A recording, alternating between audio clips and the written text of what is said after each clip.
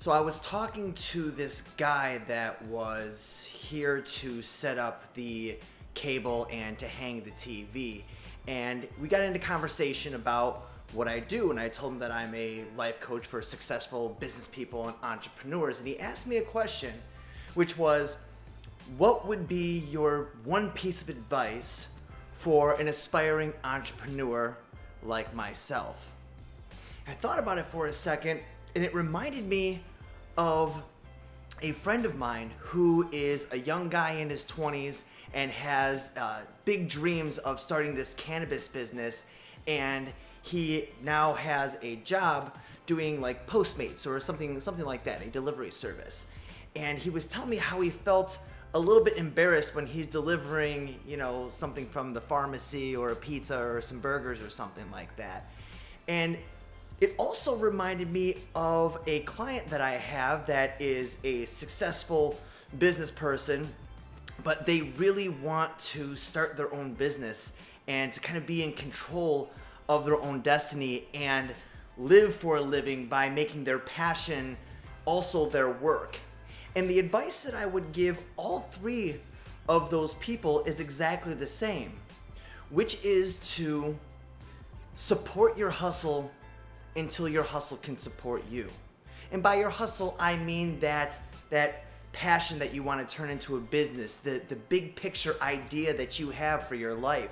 Something that's more than a job or even more than a career, but a passion that you can express your creativity and your gifts through, but it also sustains you in terms of personal fulfillment and finances and pretty much every other area of life.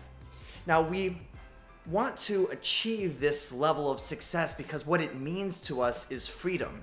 It means that we're in control of our own schedules. We're in control of our own money. We're in control of all of our decisions throughout the day. And if we don't want to do something, we don't have to do it. And whether you're just getting out of college or you've been in your job for 10 or 20 years, you might start getting that itch of, this is not what I want to do with my life. And what I see a lot of people do is making that same mistake. They feel like, I should be happy with whatever I'm doing, and if I'm not happy, I'm not going to do that. Ultimately, I agree with that. You shouldn't do anything that you don't want to do, but you have to take into consideration sacrifice. Now, I was having this guy installing the internet and the TV on a weekday at like 2 o'clock, and that's how we started the conversation. He says, "What do you do that allows you to sit here and help me in the middle of the day?" And I told him that although now I get to completely run my own schedule, I work when I say, I rest when I say, I play when I say, that came through a lot of sacrifice. It came through a lot of trial and error. And it wasn't so long ago for me to where I would have to take any job I could, anything that would pay me $10 or more, I'd get out of the house and do it. I would dig ditches for my parents' neighbors. There was a point where I was doing taste tests for companies and making $30 every time that I tried these different oatmeals and doing market research and stuff like that. And there was even a point where I was checking IDs at a door for $8 an hour. And even though I had this passion to help people achieve their dreams and live for a living, I was willing to hustle and work until my hustle could support me, until my coaching business could support me. So you've really just got to drop the ego and realize that to have what you want in life requires sacrifice. It requires you waking up and doing the things you don't want to do in order to be able to live a life where you're only doing the things that you want to do. That isn't a right as a human being, it's something that's earned. And so there's so many times where we get into a job and we're like, oh, I'm just not passionate about this. This isn't what I was meant to do. So we just quit because we feel like we should be fulfilled all of the time.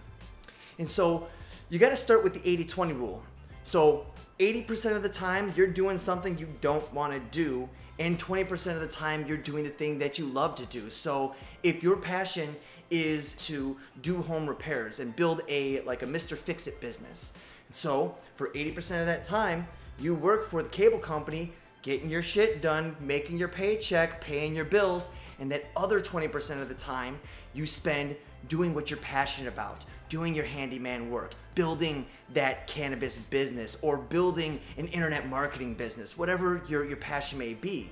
And slowly as time goes on, you continue to work at your job, at whatever you can get to pay you, so you don't have to worry about money. Because I'll tell you this, when trying to build a business or build a dream or build anything, when you have financial worries, it's really hard to be creative.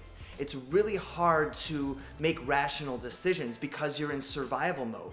So you've got to take care of your money first in any way that you can. Drop your ego and get to work. If it pays you and it's ethical, do it.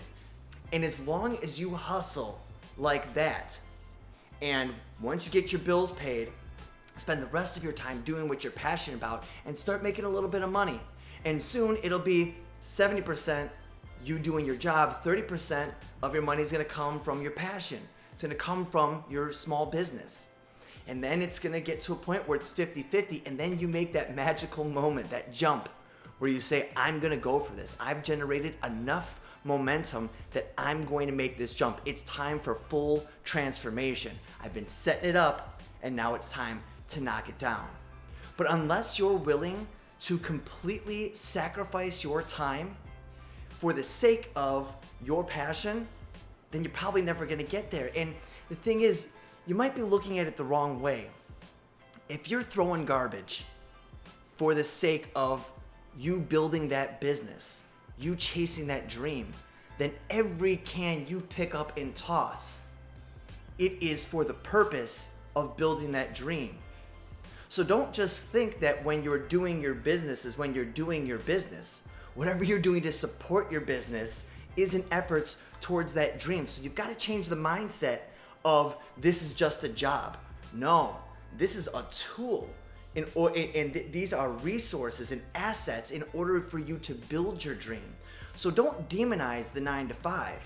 Don't demonize flipping burgers, throwing trash, doing low-level, unskilled labor.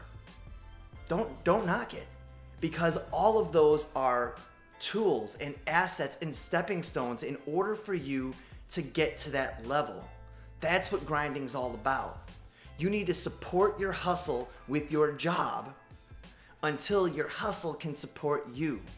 You need to support your dream until your dream can support you.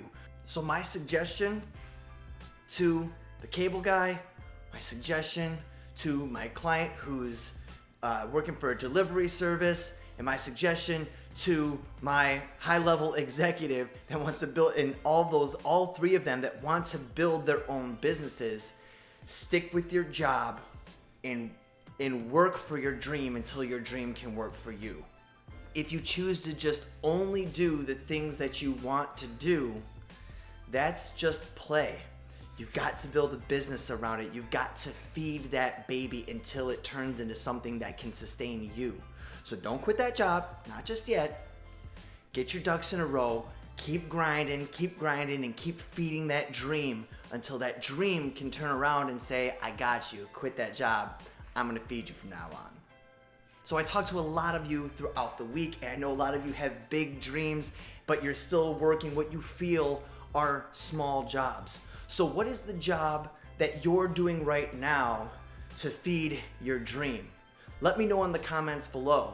And if you guys like tips like this and want to learn how to live for a living and to have everything in their life serve everything in their life and grow physically and relationally and vocationally and spiritually, then be sure to hit that subscribe button and don't forget to hit the bell so you get those notifications. And if you liked the video today, be sure to hit that like button and leave me a comment below. Until then, this is Burnett with the Invincible Academy, and I'm out.